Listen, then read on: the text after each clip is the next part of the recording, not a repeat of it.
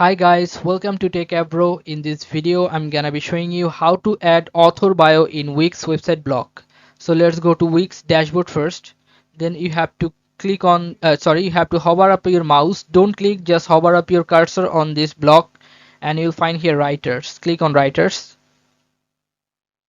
Then you can see here the writer or the owner or the co-founder name. You have to click on edit. And then you can see here you can change the owner name, and you can change the profile picture from here, update or delete.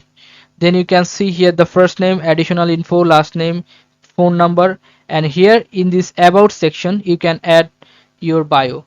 Here you can write your bio. Okay, so after that you have to click on save. After click on save, your bio will be updated with the name and the picture.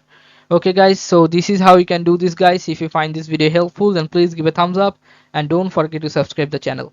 Thank you so much for watching the video.